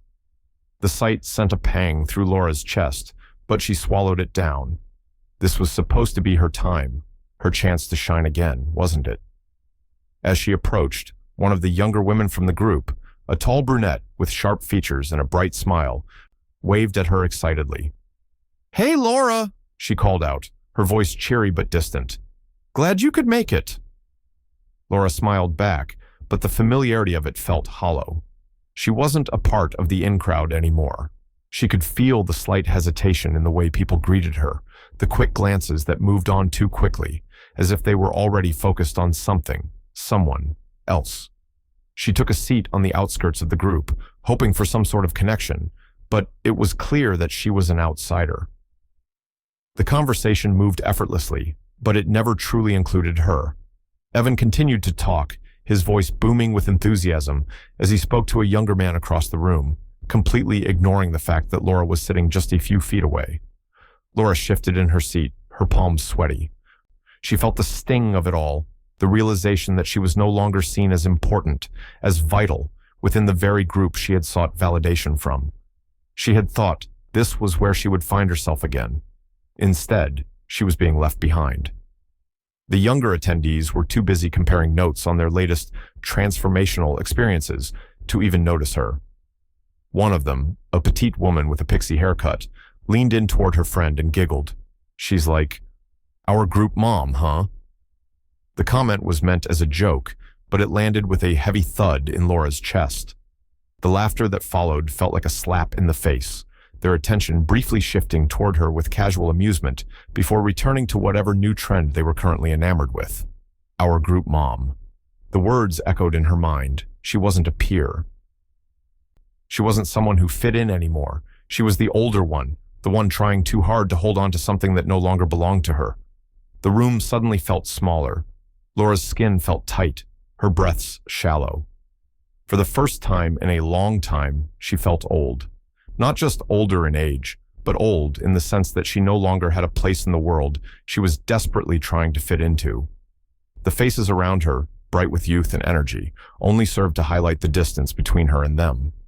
What had she been thinking? She was trying to recapture something she had already lost, and it was slipping further away with each passing moment. She glanced over at Evan, who had been oblivious to her discomfort, still surrounded by the group, laughing at something someone else had said. It hit her then. Evan wasn't here for her. Not really. He wasn't interested in her thoughts, her feelings, her struggles. He was using her, or maybe he had never even seen her as more than a way to recruit someone new to his ever-expanding circle. She had been a stepping stone to something else, something he could easily cast aside as soon as it no longer served him. Laura's hands clenched into fists under the table, her nails biting into her palms. The realization stung like 1,000 needles. The validation she had sought so desperately in this space, in this group, had never been hers to claim. It had all been a mirage. And now, she was standing alone, watching as everyone else moved on without her. The weight of humiliation pressed down on her chest. She stood up quickly, her chair scraping against the floor. Her sudden movement caught Evan's attention for a split second, but it didn't last. He barely looked at her before turning back to his conversation. Laura didn't bother trying to explain. She didn't need to say anything. She turned away, walking toward the door with her head held high, though every step felt heavier than the last. She didn't care about the conversation still going on behind her, or the laughter that echoed in her ears. She needed out. She needed to leave before the tears she was trying so desperately to keep at bay broke free. As she stepped outside, the cool air hit her face, but it didn't provide the relief she was hoping for. She stood there for a moment, looking out into the distance, her hands trembling at her sides. The silence of the night was deafening, and yet it gave her no comfort. She had spent so much of her life chasing a feeling, an image of who she thought she needed to be, only to find that it was nothing but an illusion. The worst part was that she didn't know how to get back to the woman she once was, the one who had known her own worth without needing to prove anything to anyone. All she knew now was that she was lost, and this time there was no one left to follow. As she walked toward her car, she couldn't shake the nagging question that lingered in her mind. Where do I go from here? The front door creaked open, and the familiar sound of Laura's footsteps echoed through the hallway. Mike didn't look up immediately, his eyes focused on the stack of papers in front of him. He'd been preparing for this moment all evening, mentally bracing himself for the conversation that had been a long time coming. He could hear her approach, the soft rustle of her clothes as she walked slowly, hesitantly, as if she weren't sure of her place anymore. The quietness in her steps unsettled him, but he didn't allow himself to react. Laura appeared in the doorway of the living room, her face blotchy and tear-streaked. The sight of her like this, vulnerable, raw, tugged at something deep inside him, but Mike held himself steady. He had seen the changes in her for so long now, had been watching her slip further away with every passing day, and yet he couldn't let himself give in to the familiar ache. Not now. She stopped just inside the room, her eyes avoiding his. For a moment, she didn't say anything. The silence between them felt heavy, a chasm that had grown too wide to bridge in a single conversation. Mike finally looked up from the papers, meeting her gaze with a calmness he wasn't sure he felt. Mike, Laura began, her voice thick with emotion.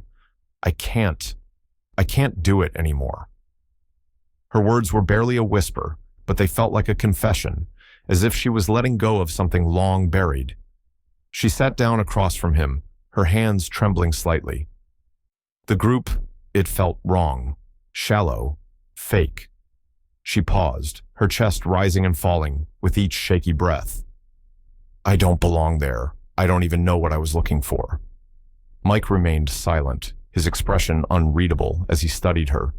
He could hear the hurt in her voice, the vulnerability she was trying so hard to hide. But there was no part of him that felt the urge to console her, to reach out the way he might have done in the past. She had made her choices. She had run from him, from their life together.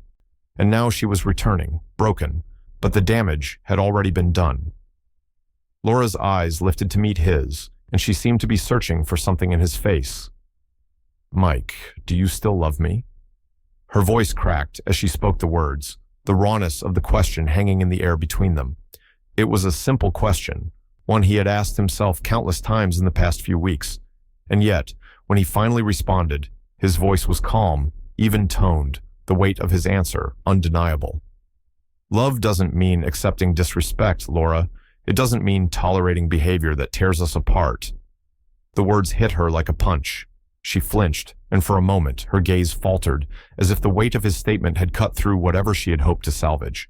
She opened her mouth, but no words came. She seemed to shrink under his steady gaze, the tears that had once been a flood now drying up, as she realized just how far she had fallen. Mike didn't feel the need to explain further. He had said what needed to be said. He had loved her for years, had fought for her, had stood by her through everything. But now, love wasn't enough. Not anymore. He reached over to the side table where the documents lay, neatly stacked, and slid them across to her. I've revised the estate plans, he said, his voice unyielding. The kids will get everything. Your share will be conditional. If you want anything, you'll have to prove you're still invested in this marriage. You'll have to earn it. Laura stared at the papers, her face going pale as she processed the words. For the first time, Mike saw something in her eyes that wasn't anger or defensiveness. It was sheer, stunned silence.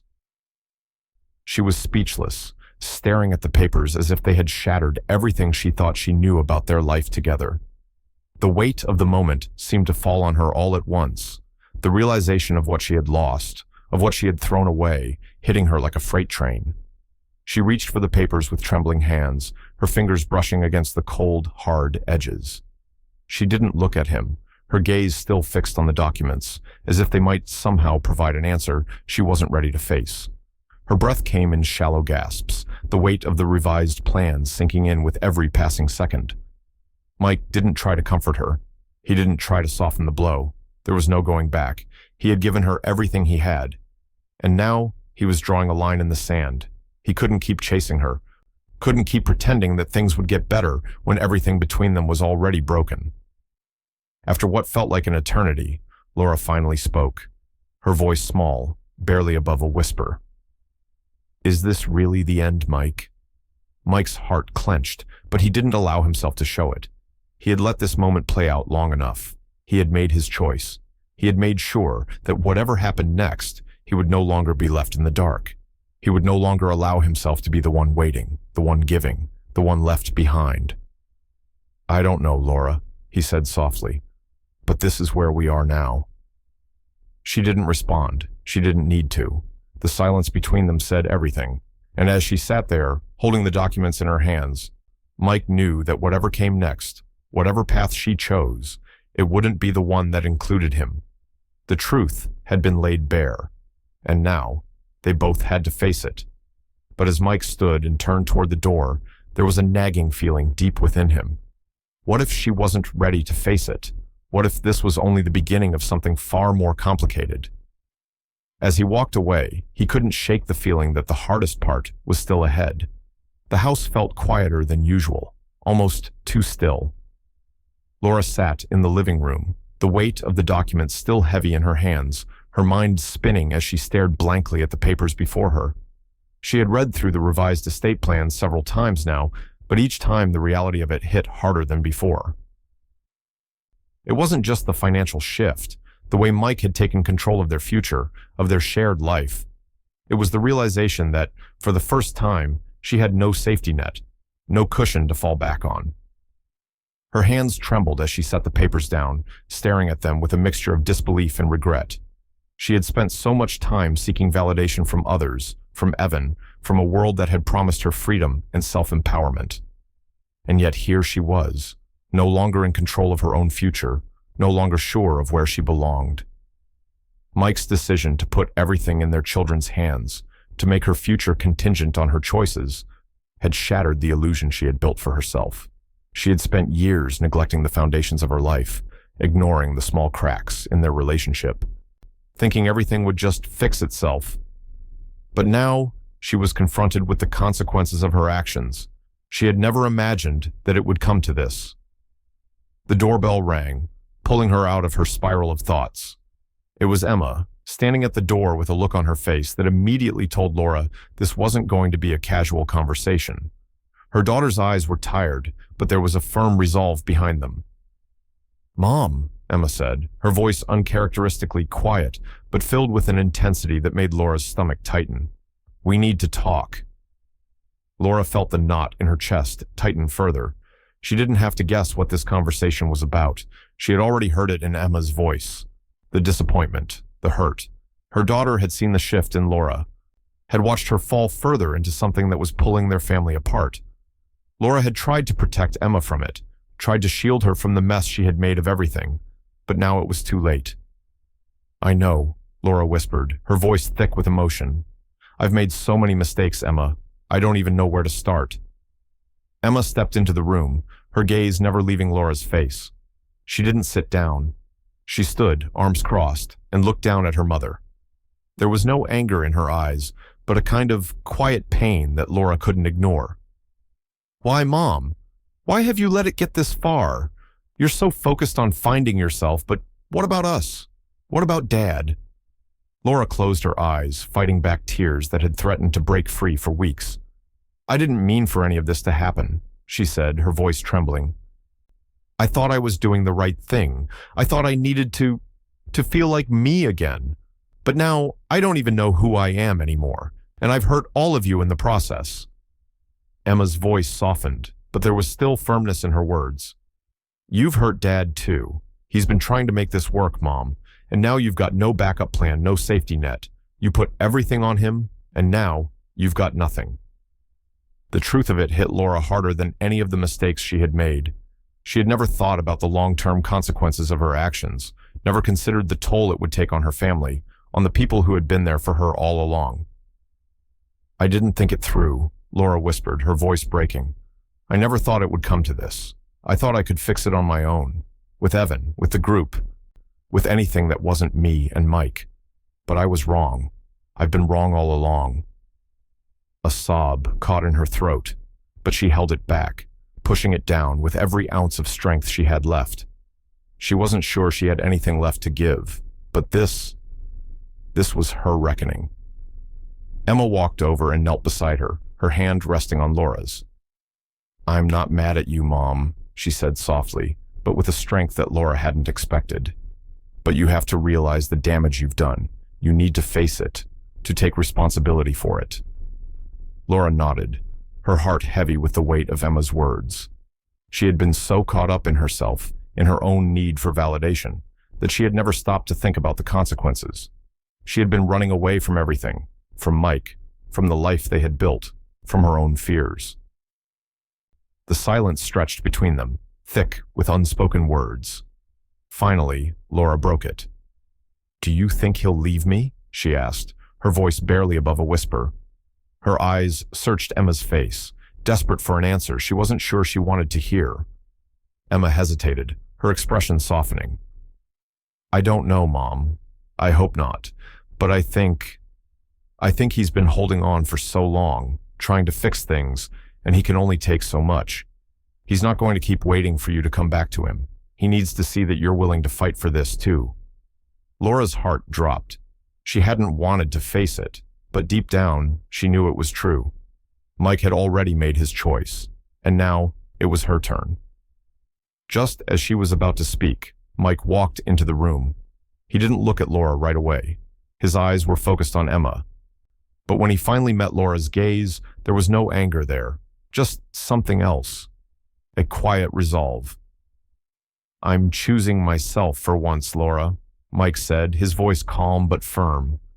"I've tried to fix things. I've tried to hold on, but I can't keep doing this. You need to make a choice too." Laura's chest tightened as the reality of it hit her. She had lost him. She had lost everything. The weight of it was suffocating, but she couldn't even find the words to say what she needed to. Instead, she sat in silence, the truth crashing over her like a cold wave, leaving her speechless. And as Mike turned away, leaving her with Emma, Laura was left with nothing but the echo of her own decisions, reverberating in the silence of the room. The question now wasn't whether she could fix this, but whether she could find a way forward at all. The evening air was cool, the kind of chill that hinted at the approaching fall. The porch swing creaked softly under their weight as Mike and Laura sat side by side, the distance between them both physical and emotional. The soft light from the porch lamp illuminated their faces, but the shadows of the past few months hung between them, unspoken. It had been a long time since they had shared a moment like this, a moment where neither of them was rushing to hide the truth, where the silence wasn't thick with unspoken resentments. Mike glanced at Laura, her eyes distant, her hands folded tightly in her lap. He had seen her like this too many times recently, lost, disconnected, like a stranger in their own life. For years, he had tried to reach her, tried to hold on to the woman he thought he knew. But every attempt had only seemed to push her further away. Now, in the quiet of the evening, there was a strange calm. He had no illusions about fixing things tonight, but maybe, just maybe, this could be the first real conversation they'd had in years. Laura shifted in her seat, drawing in a slow breath. "I don't know how we got here, Mike," she said softly, her voice barely audible against the hum of crickets in the distance. "I just feel invisible sometimes, like I've been fading into the background. You're so focused on what you need, but I've been losing myself in the process." Mike stayed quiet, watching her, letting her words sink in. There was no anger in her voice, no defensiveness, just a quiet, painful honesty. It was a side of Laura he hadn't seen in a long time, and it hurt to hear. He wanted to reach out, to tell her it wasn't too late, but he knew better now. They had both been lost for a while, drifting in separate directions, and no amount of words could change that. "I didn't know it felt like that for you," Mike said, his voice low, thick with regret. "But I get it now. I've seen you pull away, I've seen you disappear, but I didn't know how to bring you back. I thought if I kept holding on, you would find your way. But I couldn't make you see me anymore. I couldn't make you see us." Laura's eyes welled up with tears, but she didn't let them fall. She turned her gaze to the dark horizon, as if searching for something out there, something that would make sense of the mess they had created. "I don't want to keep doing this, Mike," she whispered. I don't want to feel like I'm constantly trying to fix myself with other people, with Evan, or this group, just to feel like I matter. I've been running from everything, from you, from what we built, and now I'm just realizing I've lost myself in the process." The words landed hard, like a blow Mike hadn't been expecting. His chest tightened as he listened to her. The weight of the realization that she had been running for so long, and from him, hit him harder than any betrayal ever could. He had known she was slipping away, but to hear it spoken aloud, to hear her admit that she had let herself get so lost in something else, was more painful than he could have imagined. "I tried to be everything for you," Mike said, his voice breaking slightly. "But I was always just there. I wasn't the man you needed me to be, and I wasn't the man I used to be either. I didn't know how to reach you. I didn't know how to fix this." Laura's gaze dropped to her hands in her lap, and for a moment, the silence between them was filled with the weight of their shared grief. She let out a shaky breath, then turned to face him, her expression raw. "I've been selfish, Mike. I've been so focused on what I needed, I didn't even see what I was doing to you. I pushed you away when you were the one who stayed. I never gave you the chance to be seen. I'm sorry. I'm so sorry." Mike felt the heaviness in her words, the sorrow in her apology, and for the first time in a long time, he realized how much of their marriage had been built on a kind of silent hope. A hope that things would change, without either of them having to really address what was broken. But this was different. There was no more pretending, no more pushing things aside. For the first time in years, they were truly looking at each other, seeing the reality of what they had become. "I don't want to promise you that things will go back to how they were," Mike said quietly, his voice steady despite the storm inside him. "I don't want to give you hope that we can just rewind. I've tried that. What I can promise is that I'll respect you. I'll respect what you need, but I need to respect myself too. I need to take care of me for once." Laura's face softened, but the tears she had been holding back finally broke free, rolling down her cheeks. "What does that mean for us?" she asked, her voice small, like she was afraid to hear the answer. Mike looked at her, his heart heavy, but his eyes clear. "It means we don't have all the answers right now. It means you have to choose yourself, and I have to choose what's best for me too. I'm not leaving, Laura, but I'm not staying for the wrong reasons either." She nodded slowly, the weight of his words sinking in. "I need time, Mike," she said, her voice trembling. "I need time to heal, to rebuild the trust we lost. I can't promise anything, but I want to try." Mike's chest tightened at the vulnerability in her voice. He wanted to reach out, to promise her that everything would be okay, but he knew better. They had both spent too long pretending. Time was something they both needed, but time alone wouldn't fix this. "I'll give you time," Mike said, his voice steady but full of resolve. "But we need boundaries, Laura. No more running, no more pretending. We take this one step at a time, or not at all."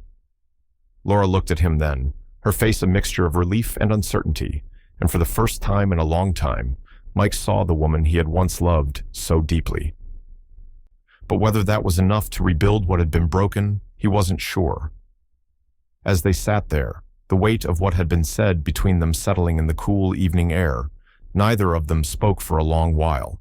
There was no closure yet, no promise of a happy ending. Only the quiet realization that their future, whatever it might hold, was still a question. And that question hung between them, unanswered, as the night stretched on. The sun was just beginning to set when Mike returned from his hike, the familiar crunch of his boots against the gravel echoing in the quiet of the early evening. The mountain air still had a bite to it, but it was fresh, cleansing.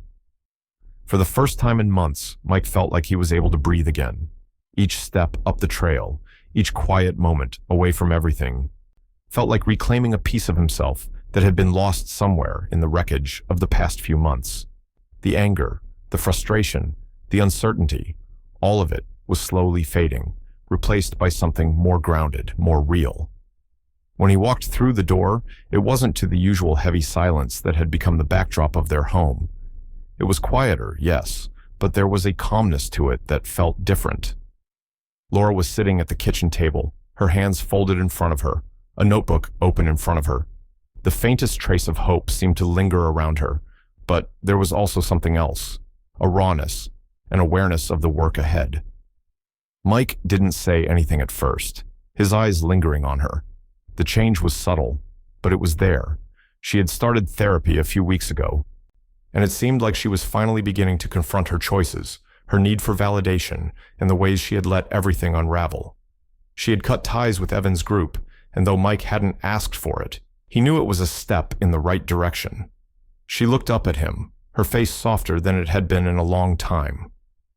"I'm going back tomorrow," she said quietly, referring to her therapy session. "I want to keep working on this. On me." Mike nodded, his gaze steady, but the corners of his lips lifted slightly. "I'm glad to hear that, Laura." The words were simple, but they carried more weight than she realized. They weren't about forgiveness, not yet. They weren't about promises. They were just about acknowledgement, about taking responsibility. "I don't know how to fix this," she added, her voice breaking with vulnerability. "But I'm trying. I've realized so much. I don't know where to even begin." Mike didn't respond right away. There was nothing to say, not yet, but there was something in her eyes now, a willingness to confront the truth, to rebuild, even if it was one small piece at a time. And for the first time in a long while, Mike felt the spark of hope he had thought was extinguished. This was a start. The next few weeks passed quietly. They lived under the same roof, shared meals, but the space between them had changed. There were no long, drawn-out confrontations, no endless arguments. There were just moments of stillness, of careful, tentative reconnection. Mike had found new routines outside the house, long hikes in the mountains, volunteering at the community center, reconnecting with old friends. For the first time in a long time, he focused on what he needed, and for the first time, it felt okay to do that. Laura was still in the process of rebuilding. She spent her days at therapy, focusing on the issues that had led her to stray, to seek validation outside their marriage. She still had moments of doubt, of insecurity, but there was a quiet determination in her now. She was doing the work, even if it was just for herself. Emma noticed the change, though. It was subtle at first, but it didn't go unnoticed. Their home had a new rhythm now, a quieter, calmer tone to it.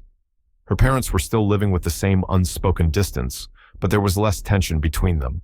Their conversations were shorter, but more meaningful. Emma couldn't quite put her finger on it, but she could feel it. "You two sound different," she commented one evening as they sat down for dinner. "Less angry? More calm?" Mike and Laura exchanged a glance, neither of them sure how to answer, but there was no need for words. Emma was right. It wasn't perfect. It wasn't back to how things had been, but it was a start. A few days later, Tyler found Mike outside, working on the deck. The wood was weathered and worn, just like their marriage had been before everything came to a head. But as Tyler grabbed a hammer and joined him, Mike couldn't help but see the symbolism in it. They were rebuilding together. Slowly, piece by piece, they were fixing what had been broken. The nails went in with a steady rhythm, the deck slowly taking shape, just as their relationship had begun to. It was hard work, it took time, but it was progress. As the last nail was hammered in, Laura came outside and stood at the door, watching them for a moment. When she spoke, her voice was softer, gentler. "Thank you, Mike, for not giving up on yourself, on us." Mike stopped what he was doing and looked at her. For a long moment, they just stared at each other, the weight of the past few months sitting between them. He didn't smile, not in the way he used to, but there was something lighter in his chest, something he hadn't felt in a long time. "I'm not giving up," he said simply. "But we still have a long way to go." Laura nodded, a faint smile tugging at her lips. "I know, but it's a start." The three of them stood there for a moment, looking at the work they had done together. The deck was stronger now, just as they were beginning to be. But Mike couldn't help but wonder if the hardest part was still ahead. Would they truly be able to rebuild what had been lost, or was this just the beginning of a long, uncertain journey? As the sun dipped below the horizon, the question lingered in the air, unanswered. The mornings had started to feel different. It was subtle, like the world around them was beginning to shift, but the change was undeniable. Laura was still quiet, her movements careful and deliberate, but there was a new focus to her actions. She didn't need to speak the words anymore. She didn't need to apologize over and over. Instead, she was doing something Mike hadn't expected. She was showing him, with every action, that she was trying to rebuild the trust she had broken. The first sign came a few days after their conversation on the porch. Laura sat down at the kitchen table, a stack of papers in front of her. Her hands trembled slightly as she flipped through the bills, the unpaid credit card statements, the overdraft notices. Mike watched from the doorway, his arms crossed, his gaze steady but unreadable. He hadn't asked her to do this. He hadn't pushed her. But there she was, taking responsibility in a way that went beyond the words they had exchanged. "I'm sorry," Laura said, her voice tight. The apology almost a reflex now, but there was something different in it. It wasn't desperate. It wasn't trying to make up for everything in a single breath. It was just sincere. "I've been hiding from this. I thought if I ignored it, it would go away, but it won't, and I can't keep pretending it doesn't matter." Mike didn't say anything at first, letting her sit with the weight of her admission. It wasn't enough for her to apologize. It wasn't enough for her to promise things would be better. She had to prove it, and she was proving it step by step. She began making phone calls to the credit card companies, the lenders, anyone she had been avoiding. She didn't make excuses or ask for more time. She simply took responsibility, accepting the consequences of her overspending. Slowly, the debt began to shrink, bill by bill. It wasn't an overnight fix, and Mike knew it wasn't going to be easy, but it was a start, a real one. Mike watched her quietly, his thoughts a tangled mess. Part of him wanted to rush in, to forgive her entirely, and pretend everything could go back to how it was. But he knew better now. He had learned to wait, to let the actions speak louder than the promises. There was no need to rush through this. The slow rebuild, the steady effort, that was where the trust could grow again, piece by piece. Weeks passed, and the changes became more apparent. Sarah came by one afternoon, her eyes immediately catching the difference in the atmosphere of the house. Laura wasn't just present, she was engaged. She was there, really there. Mike hadn't said anything, but Sarah could see it in the way she interacted with him, in the way she was taking responsibility not just for the money, but for the spaces they had once shared. The laughter that had been absent for so long had begun to return, though it was quiet, cautious. "Laura," Sarah said one evening, as they all sat down for dinner, "I can't believe the shift. I can feel it. It's not perfect, but it's different." Laura's eyes flickered toward Mike, as if waiting for some acknowledgement. He gave her a small nod. It wasn't a declaration of forgiveness, but it was recognition. Recognition that things were starting to change. The dinners around the table became less tense. At first, there were still awkward silences, the weight of the past hanging over every conversation. But gradually, the unease faded. They spoke more freely, without the constant undercurrent of unresolved conflict. Emma still glanced at her parents sometimes, a wary look in her eyes, but there was a tentative hope there too. Mike noticed it, the way Emma was beginning to see them not as two fractured pieces, but as something trying to come back together. Then one evening, Laura surprised him. She had spent the entire afternoon in the kitchen, something Mike hadn't even expected. When he walked into the room, the familiar scent of his favorite meal, the one she used to make for him when things felt right, filled the air. It was simple, a roast with rosemary, potatoes, and a side of green beans. Nothing extravagant, nothing showy. Just the kind of meal she used to cook when they were first together, when their lives felt easy and the world wasn't so complicated. He didn't say anything at first. He just sat down at the table, letting the weight of the moment settle between them. Laura's eyes were on him, nervous but hopeful. When she finally looked up, her voice was soft, almost tentative. "I know it's just a meal, but I wanted to do something for you, something that felt real, something that wasn't about fixing everything all at once." Mike's chest tightened, and for a moment, he almost felt the old spark of warmth that had been absent for so long. He could see it in her eyes, the effort, the small gesture, the desire to show him she was trying. It wasn't about grand gestures anymore. It wasn't about fixing everything overnight. It was about these small, consistent actions. "Thank you," Mike said quietly, his voice thick with emotion. "It means more than you think." Laura's smile was small, but it was genuine. For the first time in a long time, Mike felt something inside him stir, a cautious hope. It wasn't a guarantee, and it didn't fix everything. But it was something, and that something was more than he had allowed himself to believe in weeks. As they sat together, the room filled with the warmth of the meal, of the quiet possibility of what could be. Mike didn't promise reconciliation. He didn't tell Laura that everything would be perfect again, but as he looked at her, really looked at her, for the first time in a long time, he felt lighter. Not fully healed, not yet, but lighter. And that, he knew, was the beginning of something new. But as the meal continued, Mike couldn't shake the thought that the hardest part, the rebuilding, was still ahead of them. And he wasn't sure if they were strong enough for it. It was one of those quiet evenings, the kind where the world outside seems to slow down, and the silence inside the house is thick with unspoken words. Mike sat in the living room, his fingers absently tracing the edge of his coffee mug, the dim light casting long shadows across the walls. He had been waiting for this moment for what felt like an eternity, though he knew deep down that there was no real preparation for it. What would they say to each other now, after everything? What could be said that hadn't already been said? Laura sat across from him, her gaze focused on the floor, her hands resting in her lap.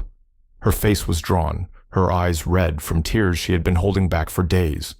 She hadn't said much since dinner, just quiet moments shared between them, moments that were more comfortable than they had been in months, but still filled with the weight of unresolved questions.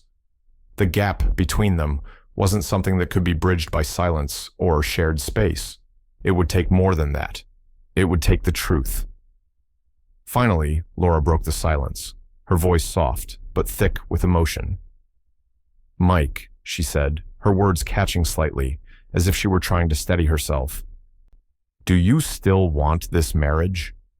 The question hung in the air between them, sharper than anything she had said in weeks. It was raw, it was honest, and it stung. Mike's heart clenched at the sound of it, the weight of her words settling like a stone in his chest. He knew the question had been coming, but hearing it spoken aloud felt like a final verdict, as if she was already bracing for his answer. Mike set his coffee down and met her gaze, his expression calm but thoughtful. This wasn't the time for anger, for blame. He had felt those things for too long. This was the moment to speak his truth, to finally be clear, not just with her, but with himself. "I want a partner," he said gently, his voice steady but full of the quiet strength that had grown in him over the past few months. "Not someone running from age. If you can be that, we can try again." The words hit Laura like a physical blow. Her breath caught, and for a moment, she didn't respond. She simply stared at him, her eyes wide, with a mixture of shock and something else. A deep, aching recognition of what those words truly meant. Mike didn't feel relief or satisfaction as he watched her absorb his words. He didn't feel any sense of victory. There was only the quiet realization that he had said what needed to be said, no matter how painful. He was no longer willing to carry the weight of their marriage alone, to bend and break under the pressure of trying to hold everything together while she looked for something outside of them. Laura's eyes filled with tears, the dam that had been holding them back finally breaking. She didn't speak immediately, but when she did, her voice trembled with the force of the emotions she had been hiding for so long.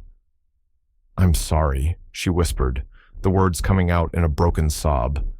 "I never realized how much I was hurting you. I thought if I could just find something to make me feel whole again, everything else would fall into place. But I've been running. From you, from us, from myself." Mike didn't move, didn't reach for her.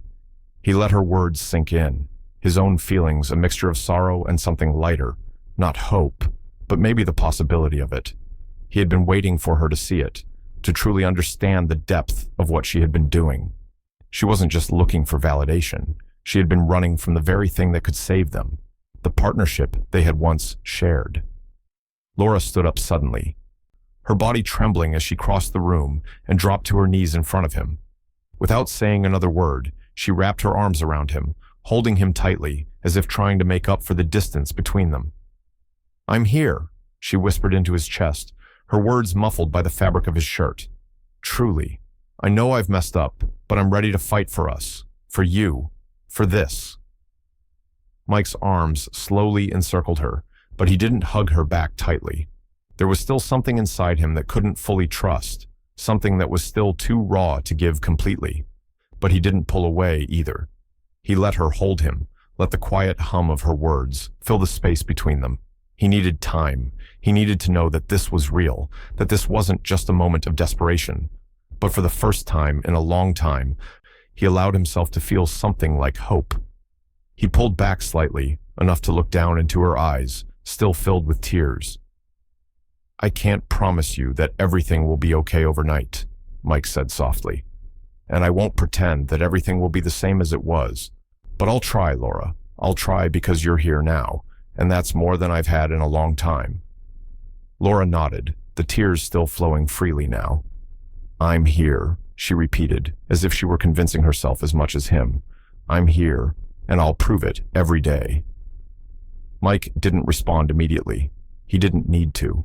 The words weren't enough. He needed to see her actions, needed to feel the truth of her commitment. But for the first time in a long time, he felt a shift within himself. He wasn't sure where this would lead, wasn't sure if it would be enough, but he was willing to try. And that, for now, was enough. As they sat there, her head resting on his chest, the soft weight of her body leaning into his, Mike couldn't help but wonder if this was the beginning of something new, a new chapter in their story. But the question still hung in the air. Could they rebuild? Could they overcome the damage they had done to each other? And as Laura's quiet sobs settled into a rhythm against his chest, Mike knew they both had a long way to go. The silence between them wasn't the end, but the beginning of something still uncertain,